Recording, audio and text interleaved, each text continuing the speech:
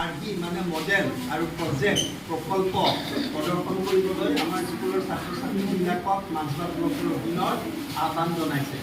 এইটো প্ৰতিযোগিতা আমাৰ বিদ্যালয়ৰ তৰফৰ পৰা দুটা বিষয়ত যোগদান কৰা হ'ব। এটা হৈছে এইটো হৈছে পৰিবহণ আৰু যোগাযোগ ব্যৱস্থা। ইংৰাজীত এইটো হৈছে ট্ৰেন্সপৰ্টেশ্যন এণ্ড কমিউনিকেশ্যন মডেল। এইটো নমুনা বা আৰ্হি মডেল, এইটো প্ৰকল্প বা প্ৰজেক্ট নহয়। এইটো আমি কৰি দেখুৱাইছোঁ প্ৰকৃতিত চলি থকা পৰিবহণ ব্যৱস্থা আৰু যোগাযোগ ব্যৱস্থাটো আমি ইয়াত কৰি দেখুৱাইছোঁ।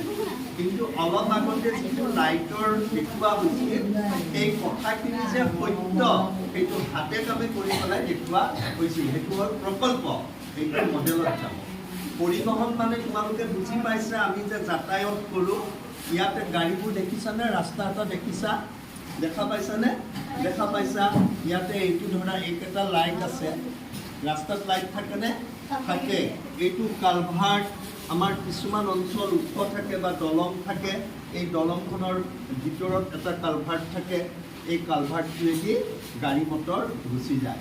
আৰু আমাৰ ৰাস্তাৰ কিনাৰৰ পৰা ঘৰ থাকে নহয়, আৰু ইয়াতে তোমাৰ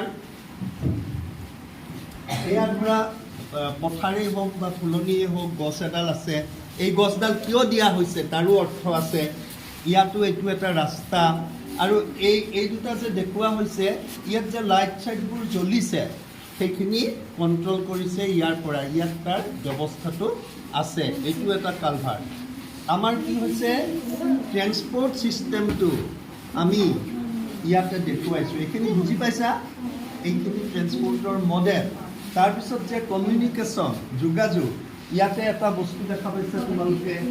ইয়াতে এইটো এটা ধৰা আমাৰ যে মোবাইলৰ যেনেকৈ টাৱাৰ বনায়, তাৰপিছত এইটো ছ'লাৰ ছিষ্টেম। ইয়াতে আমাৰ প্লেট কেইখন আছে, সৌৰশক্তি, সূৰ্যৰ পোহৰৰ সহায়ত যে আমি বিদ্যুৎ উৎপাদন কৰিব পাৰোঁ। আৰু এই বিদ্যুতে আমাৰ গোটেই ইলেক্ট্ৰিচিটি প্ৰক্ৰিয়াটো আমি যিটো কাৰেণ্ট এনেই পানীৰ পৰা পাওঁ, সেইটোৰ বাহিৰেও সহজ উপায়েৰে সৌৰশক্তিৰ উৎপাদন কৰিব পাৰোঁ। আৰু গোটেই নেটৱৰ্ক ছিষ্টেমটো কমিউনিকেশ্যন ছিষ্টেমত এই বিদ্যুতেও আমাক সহায় কৰে।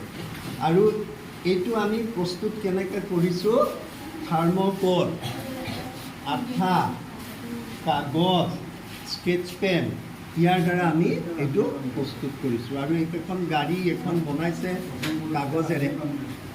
এইটোৰ লাভালাভ কি, উদ্দেশ্যটো কি? উদ্দেশ্য এইটোৱেই যে আমাৰ পৰিবহণ আৰু যোগাযোগ ব্যৱস্থাটো আমি মডেল বা আৰ্হিৰ দ্বাৰা ইয়াত উপস্থাপন কৰিছোঁ। আমি যিটো যাতায়াত কৰোঁ সেইটো ইয়াতে উপস্থাপন কৰিছোঁ। ইয়াত আৰু এটা কথা আমাৰ অন্তৰ্নিহিত হৈ আছে। ইয়াত যে গছডাল দেখুওৱা হৈছে, এই যে গাড়ী মটৰবিলাকৰ ধোঁৱা ওলায়নে? ধোঁৱাই আমাৰ গোটেই বায়ুটো প্ৰদূষণ কৰেনে? গোটেই বায়ুটো প্ৰদূষণ কৰে। এই বায়ু প্ৰদূষণৰ ফলত আমাৰ পৰিৱেশটো প্ৰদূষণ হয়। আমি যদি ৰাস্তাৰ কিনাৰতেই হওক এনেকৈ যদি গছ চছ ৰুই দিওঁ, তেতিয়াহ'লে কি হ'ব, গছৰ সেউজীয়া পাতৰ পৰা যিটো খাদ্য প্ৰস্তুত হওঁতে অক্সিজেন ওলাব, সেই অক্সিজেনে এই পৰিৱেশটো শোধন কৰি থাকিব, শীতল কৰি ৰাখিব। তাৰোপৰি গাড়ী মটৰ চলোতে যিটো শব্দ, চাউণ্ড আহিব, সেই শব্দটো ৰোধ কৰিব গছে। বুজি পাইছা? সেইকাৰণে ৰুব লাগে। এইটো এটা মডেল। আহা এতিয়া আমাৰ সুনীল